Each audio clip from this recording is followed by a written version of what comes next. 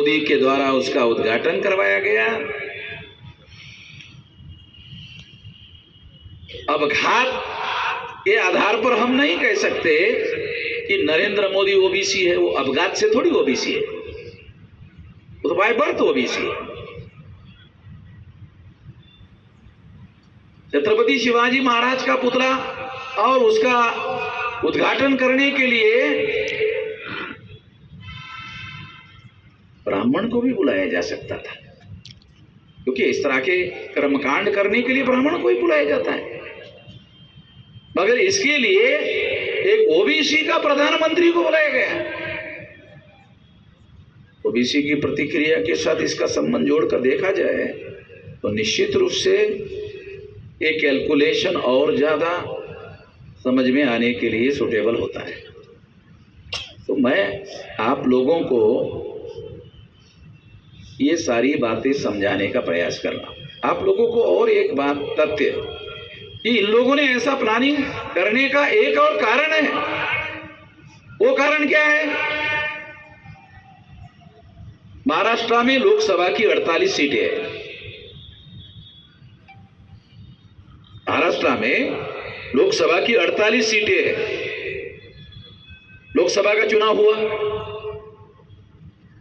लोकसभा का चुनाव हुआ, 48 में से 32 से ज्यादा सीटें सरकार होने के बावजूद भी हार गए।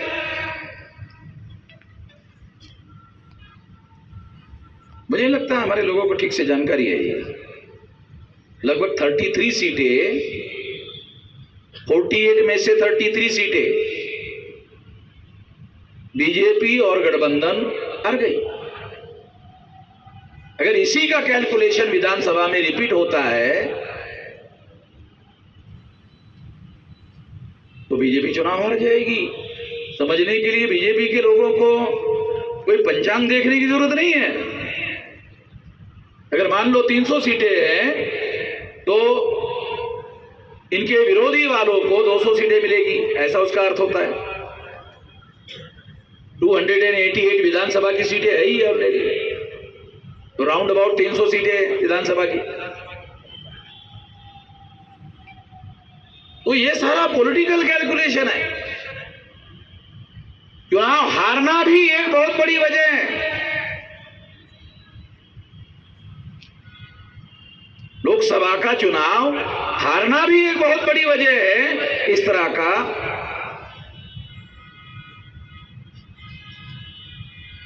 ये उदाहरण मैं आप लोगों को समझाने के लिए दे रहा हूं ताकि बातें आप लोगों को समझ में आ जाए। अगर योजना बनाकर पुतला जो है गिराया गया, ये गिरा इस बात पर मेरा यकीन नहीं है। अभी हमारे जरांगे पाटिल के जो साथी हमारे कार्यकर्ता है, उन्होंने ये पश्चिम के दिशा से अगर हवा बह रही है तो उसके विरुद्ध दिशा में पुतला गिरना चाहिए। अगर हवा से गिर गया तो मान लो इधर से हवा आ रही है तो इधर ही नहीं गिरेगा ना। एक वैज्ञानिक कारण बहुत इंपॉर्टेंट बात आपने कहा कि मान लो इधर से हवा आ रही है तो पुतला ये साइड में नहीं गिरेगा, ये साइड में गिरेगा। जैसे आपने कहा ये वैज्ञानिक सबूत है, जो आप कह रहे हैं वो वैज्ञानिक रूप से सबूत है। फिर उसी साइड में कैसे गिर गया? उसी साइड में गिर गया।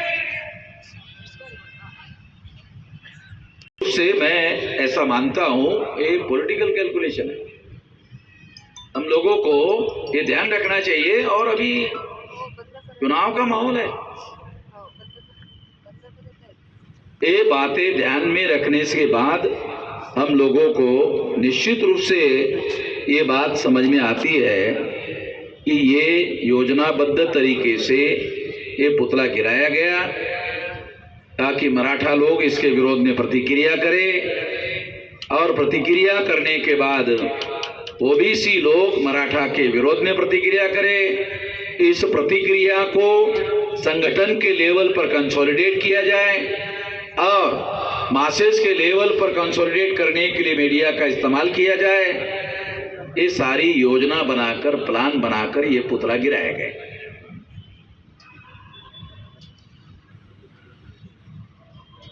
दूसरा एक महत्वपूर्ण बात मैं आप लोगों को ऐसा प्लानिंग इन लोगों ने क्यों बनाया होगा? शिवसेना, राष्ट्रवादी कांग्रेस, राष्ट्रीय कांग्रेस, 3 पार्टी के लोग इकट्ठा आ गए।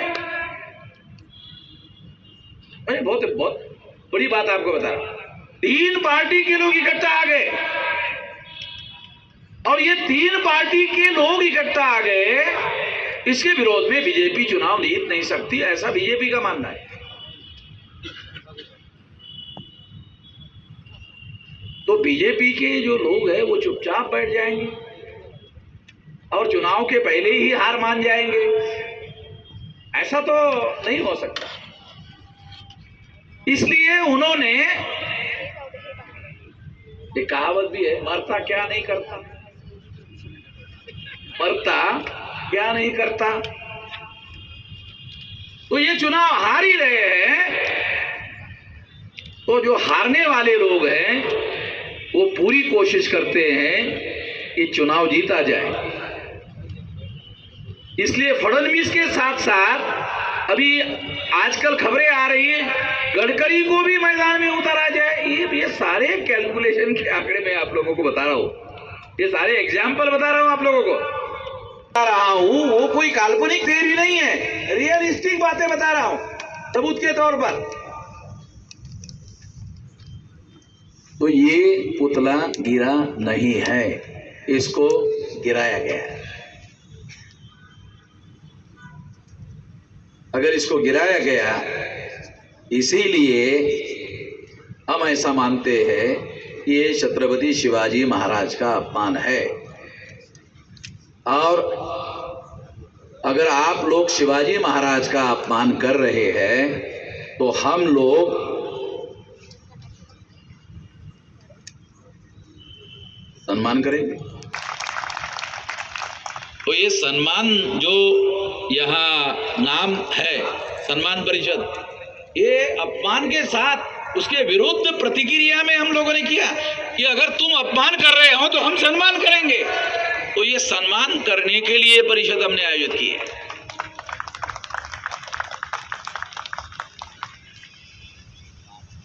एक और बात आप लोगों को, क्योंकि बहुत सारी बातें हैं जिससे ये बात प्रमाणित की जा सकती है।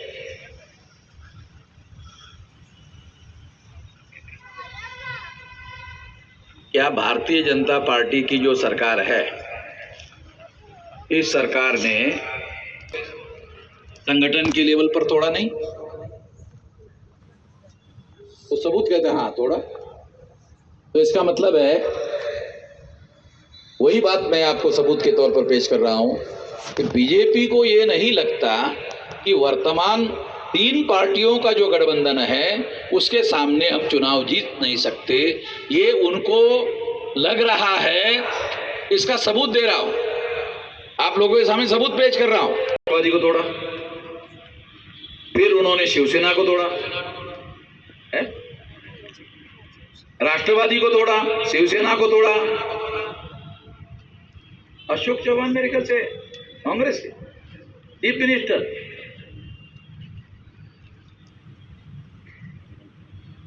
कांग्रेस के जो लोग हैं वो ऐसा मानते थे कि शंकरराव चौहान के जो लोग हैं वो निष्ठावंत वाली जो थ्योरी है, निष्ठावंत थ्योरी में वो लोग आते हैं। शंकरराव चौहान के जो लोग हैं, यशवंतराव चौहान निष्ठावंत में नहीं आते, शंकरराव चौहान निष्ठावंत में आते। ध्यान रखो कि निष्ठावंत नाम की एक थ्योरी है, महाराष्ट्र में चलाई जाती है। निष्ठावंत नाम की थ्योरी है। यशवंतराव चौहान निष्ठावंत की लिस्ट में नहीं है, पवार साहब भी नहीं है, पवार साहब भी नहीं निष्ठावंत। क्यों? कांग्रेस में थे, कांग्रेस से तोड़ ताड़ कर बाहर आ गए तो निष्ठावंत की लिस्ट से है नहीं। तो ये तथ्य जो है सारा महाराष्ट्र में आप लोगों को भी मालूम है, मगर मैं इस तरीके से सबूत के तौर पर विश्लेषण करके बता रहा हूं कि हाँ इसका संबंध इसके साथ है। तो राष्ट्रवादी को तोड़ा, शिवसेना को तोड़ा, कांग्रेस को तोड़ा, ये इस बात का सबूत है कि बीजेपी इन तीनों लोगों के विरोध में इकट्ठा आकर चुनाव जीत नहीं सकती, तो जीतने के लिए कुछ न कुछ करना होगा, कुछ न कुछ करना होगा, कुछ न कुछ करना होगा। पार्टियों को तोड़ा, तमाम काम उन्होंने किए, उसमें पुतला भी एक बड़ा काम है, ताकि इसकी प्रतिक्रिया हो। चुनाव बीजेपी के लोग जीत सकते हैं अगर ओबीसी का ध्रुवीकरण अगर वो अपने फेवर में करने में कामयाब हुए चुनाव के रिजल्ट में, तो चुनाव जीत सकते हैं। ऐसा नहीं कि नहीं जीत सकते। 32% मराठा लोग हैं, तो ओबीसी की संख्या ज्यादा हो सकती है। उन लोगों ने बगैर सोचे समझे ये सारा प्लान बनाया, ऐसा तो नहीं कहा जाए, सोच समझकर प्लान बनाकर। यही एकमात्र तरीका है कि ओबीसी का ध्रुवीकरण कराया जाए, और ओबीसी का ध्रुवीकरण मराठा वर्सेस ओबीसी का मामला खड़ा करने के बाद ही किया जा सकता है। तो ये योजनाबद्ध तरीके से ऐसा किया गया है, ऐसा मेरा मानना है, और इसका संबंध चुनाव के साथ जुड़ा हुआ है। इसलिए हमें ये चुनाव की बातों को सही तरीके से समझना बहुत ज्यादा जरूरी है। इसलिए ये बातें मैं आप लोगों को समझा रहा हूं। इसमें एक मुद्दा हिंदू मुसलमान वाला भी है। फिर मान लो शिवाजी महाराज का पुतला गिर गया, अगर इस थ्योरी को हम मानते तो इन लोगों को शायद अवसर नहीं मिला, नहीं तो वो ऐसा प्रचार कर सकते थे मुसलमान नहीं गिराए, और मामला हिंदू मुसलमान का कर दिया जाए। अगर हिंदू मुसलमान का कर दिया जाए तो ब्राह्मणों की संख्या सारे देश भर में 3.5% है, महाराष्ट्र में 1.5% है। चुनाव जीतने के लिए एडल्ट फ्रेंचाइज को समझे बगैर ये बात समझ में नहीं आती। महाराष्ट्र में ब्राह्मणों की संख्या 1.5% है, ऑल इंडिया में 3.5% है। 3.5% वोटों के आधार पर ब्राह्मण ग्राम पंचायत में भी चुनाव नहीं जीत सकता, तो देश की पंचायत में कैसे चुनाव जीतेगा? नहीं जीत सकता। हिंदू मुसलमान की जो थ्योरी है, इससे चुनाव जीता जा सकता है। 15% मुसलमान 100% अगर बीजेपी को वोट नहीं डालते हैं,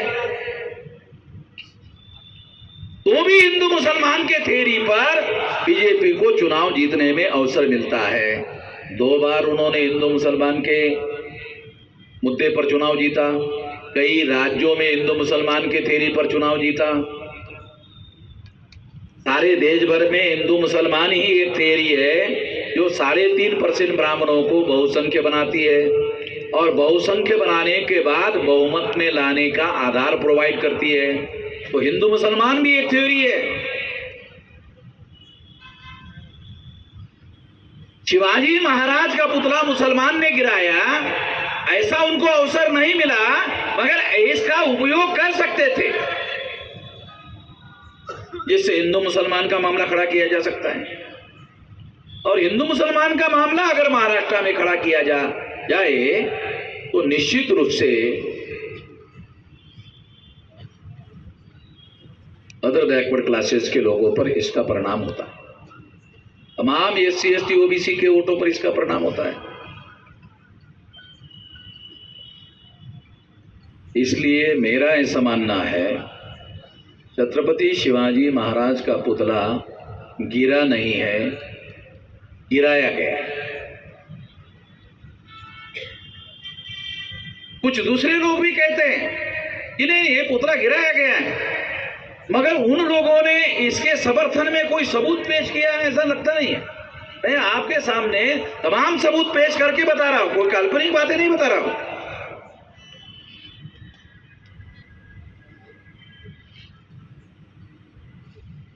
इसलिए साथियों, मैं ये बात इसलिए आप लोगों के सामने कहना चाहता था ताकि आने वाले विधानसभा चुनाव में जिस मकसद से ये खेल खेला गया वो खेल महाराष्ट्र के लोगों को मालूम हो जाना चाहिए। इसलिए ये परिषद स्टेट लेवल की हमने रखी है, सारे प्रदेश से लोगों को लाया गया। आप लोगों को ये जो बात मैं समझा रहा हूँ ये सारे महाराष्ट्र में गांव-गांव में जाकर के लोगों को बताना होगा, लोगों को समझाना होगा।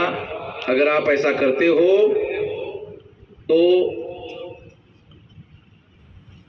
बीजेपी को चुनाव जीतना संभव नहीं होगा। मगर ओबीसी के वोटों का ध्रुवीकरण करने में यदि वो कामयाब होते हैं तो निश्चित रूप से चुनाव जीतने में उनको कामयाबी मिल सकती है। चुनाव की जो परिस्थितियां है वो बहुत बारीकी से जानना समझना जरूरी है। इसलिए ये बातें मैंने आपको बताई, आपको यहाँ सारे महाराष्ट्र से बुलाया, आप लोगों को बातें समझाया, सबूतों के साथ समझाया, ताकि आप फील्ड में जाकर ये बातें गांव-गांव में ग्रामीण विभाग में जाकर के आपको समझाना होगा, ताकि इस प्रतिक्रिया को रोका जा सके और खास तौर पर ओबीसी भाइयों को समझाया जा सके और ओबीसी के वोटों का बीजेपी के लोग इस्तेमाल ना कर सके। इसके लिए हम लोगों को काम करना होगा और हम लोगों को आखिरी बात कहकर अपनी बात समाप्त करना चाहता हूं। तो 85 को कांग्रेस की स्थापना चटर्जी, मुखर्जी, बनर्जी, गोखले, तिगलक, आगरकर नाम के ब्राह्मणों ने की। तो कांग्रेस ब्राह्मणों का संगठन है। उन्होंने आज़ादी का आंदोलन अंग्रेजों के विरोध में चलाया, अंग्रेज लोग चले गए और अंग्रेज जाने के बाद ट्रांसफर ऑफ पावर ब्राह्मण को हुआ और ब्राह्मणों ने ब्राह्मणों का प्रधानमंत्री बनाया पंडित जवाहरलाल नेहरू। इसके विरोध में ब्राह्मणों ने दूसरी पार्टी बनाई, भारतीय जनता पार्टी। ब्राह्मण विदेशी जनता है मगर पार्टी बनाया भारतीय जनता पार्टी। पार्टी बनाना चाहिए था विदेशी जनता पार्टी मगर पार्टी बनाया भारतीय जनता पार्टी। क्यों? हम लोग भारतीय है ना, तो हम लोगों को गधा बनाना पड़ेगा ना। हम लोगों के वोटों का इस्तेमाल किए बगैर तो सफल नहीं हो सकते। तो भारतीय जनता पार्टी भी ब्राह्मणों की पार्टी है। किसने स्थापित की? आरएसएस ने। आरएसएस किसके संगठन है? ब्राह्मणों का संगठन है। और आरएसएस का द्वारा जनसंघ बनाया गया। जनसंघ का नाम परिवर्तन करके पंडित अटल बिहारी वाजपेयी ने भारतीय जनता पार्टी बनाई और उसका पहला संस्थापक अध्यक्ष पंडित अटल बिहारी वाजपेयी। तो इसका मतलब है कांग्रेस और बीजेपी, बीजेपी और कांग्रेस, ये दोनों पार्टियां ब्राह्मणों की पार्टियां हैं। तो हमारे महापुरुषों ने आप लोगों को, हर 21 साल के व्यक्ति को और आज 18 साल के व्यक्ति को वोट का अधिकार के लिए लंबा आंदोलन, लंबा संघर्ष करके ये अधिकार हासिल किया। तो ये ब्राह्मणों का राज भारत में प्रस्तापित करने के लिए आप वोट के अधिकार का उपयोग करो, ऐसा हमारे महापुरुषों का कहना नहीं है। तो आपको अपना विकल्प खड़ा करना होगा।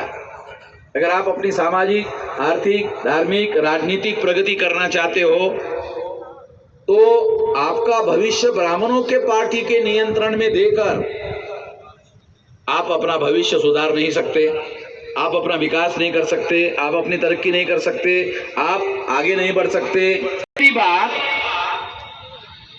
ब्राह्मणों से जब तक आप इस देश को मुक्त नहीं करोगे आप स्वतंत्र नहीं हो सकते। कांग्रेस जाती है तो बीजेपी आती है, बीजेपी जाती है तो कांग्रेस आती है। इसका मतलब है ब्राह्मणों का राज परमानेंट हो गया। चुनाव हर 5 साल में होता है और हर 5 साल के बाद हमको अवसर मिलता है बदलने का, और हम बदलने का काम करते भी है। कांग्रेस के विरोध में बीजेपी को बदलते हैं, बीजेपी के विरोध में कांग्रेस को बदलते हैं। ये तो कोई बदलाव है नहीं। ब्राह्मण की जगह ब्राह्मण आ जाता है। ब्राह्मण, बीजेपी ब्राह्मण का नाम है, कांग्रेस ब्राह्मण का नाम है, ब्राह्मण की जगह ब्राह्मण आ जाता है। तो ये बदलाव कहाँ है? अगर ब्राह्मण के विरोध में किसी बहुजन को लाते हो, SC ST OBC के लोगों को लाते हो, और इनका कम से कम पहले नंबर की शक्ति अगर आप निर्माण नहीं करते हो, दूसरे नंबर की शक्ति निर्माण नहीं करते हो, तो कम से कम तीसरे नंबर की तो शक्ति निर्माण करो। अगर तीसरे नंबर की शक्ति आप निर्माण करते हो और आपके हाथ में बैलेंसिंग पावर आता है, बीजेपी को सरकार बनाने के लिए सीटें कम पड़ गई, कांग्रेस को केंद्र में सरकार बनाने के लिए सीटें कम पड़ गई, और आपके पास बैलेंसिंग पावर है, कम से कम इतना तो करो। वोट के आधार पर होगा ना ये। मैं तो ये नहीं कह रहा चाकू छुरी बंदूक गोली तलवार चलाओ, खून खराबा करो, मारो काटो और इसके बाद ऐसा करो। नहीं नहीं, कुछ भी करने की जरूरत नहीं है। ये सिंपल है, देखो ऐसा, इसके लिए ऐसा भी नहीं करना पड़ता, ऐसा ऐसा हल्के से ऐसा नहीं है। चाकू छुरी बंदूक गोली इसके तो हम समर्थक ही नहीं है, तलवार है। ये शांतिपूर्ण परिवर्तन होगा क्योंकि हम 85% लोग हैं और उसका 50% भी यूज करो तो भी सफल हो सकते हैं। 85% का 50% 42% होगा तो आप चुनाव सारे देश भर में जीत सकते हैं। अरे सारे देश भर में छोड़ो, कम से कम तीसरी शक्ति तो निर्माण करो, क्योंकि पहले आपको तीसरी शक्ति निर्माण करनी होगी, निर्माण हो जाएगी, फिर पहले नंबर की होगी। ये हमको हर हालत में करना चाहिए। अगर हम लोग अपनी तरक्की करना चाहते हैं तो निश्चित रूप से हम लोगों को ऐसा करना चाहिए, हमारे लोगों को समझ में आनी चाहिए। इसके लिए वोट का अधिकार है। वोट का अधिकार अपने दुश्मनों को चुनने के लिए नहीं है, हजारों सालों के दुश्मनों को चुनने के लिए नहीं है। 2-3 हजार साल से जिन लोगों ने तुम लोगों को 6000 जाति के टुकड़ों में बांटा, अरे दुश्मनी भी कितनी निकाली, 2-3 हजार साल लगाकर 6000 जाति के टुकड़ों में बांटा। ब्राह्मणों ने अंग्रेजों पर आरोप लगाया। क्या आरोप लगाया था कि अंग्रेजों ने हिंदू मुसलमान 2 टुकड़े किए, इसलिए अंग्रेज खराब थे। चलो ठीक है, तुम्हारी थ्योरी मान लेता हूं कि अंग्रेजों ने 2 टुकड़े किए इसलिए अंग्रेज खराब थे। ब्राह्मणों ने 6000 टुकड़े किए, ब्राह्मण अंग्रेजों के कंपैरिजन में 3000 गुना ज्यादा खराब है। ये 1000 को 2 से भागाकार करो, 3000 गुना खराब है। खराबी का तो ध्यान रखो, कैलकुलेशन करो। और ये खराबी हमारे विरोध में साजिश के तौर पर वो लोग कर रहे हैं, इसको हम लोगों को ध्यान रखना चाहिए। मैं ये नहीं कह रहा हूं कि तलवार उठाओ मारो काटो, मैं इसके बिल्कुल भी समर्थन में नहीं हूं। हम लोग शांतिपूर्ण परिवर्तन का जो संविधान ने सिद्धांत माना हुआ है, हम उसके समर्थन में हैं। उसके लिए 18 साल 3-4 महीने की मेरी उम्र थी, तब से राष्ट्रीय स्तर का 32 राज्यों में 625 जिलों में संगठन बनाया। अभी मेरी उम्र 67 साल की है। इतना 50 साल, इतना लंबा समय लगाकर इतना बड़ा संगठन, विशाल संगठन बनाया। इस संगठन के बल पर हम लोग इस देश में बड़ा परिवर्तन करने लायक हो गए हैं। इसके आधार पर हम लोगों को यह करना चाहिए। मैं आशा करता हूं कि ऐसा करने के बारे में आपको जो हमारे 5 संगठित शक्ति है उसका उपयोग और प्रयोग करोगे। आपने मेरी बात ध्यान से सुनी, इसके लिए आभार, धन्यवाद। धन्यवाद माननीय। इथं आलेल्या सर्व कार्यकर्त्यांच्या जेवणाची व्यवस्था समोरच्या बाजूला केलेली आहे। या ठिकाणी उद्याच्या भविष्यासाठी वामसाहेब भारत मुक्ती मोर्चाला जनांदोलन निधी देण्यासाठी सोबत खोब्रागडे व प्रत्यक्ष खोब्रागडे 5000 रुपयाचं जनांदोलन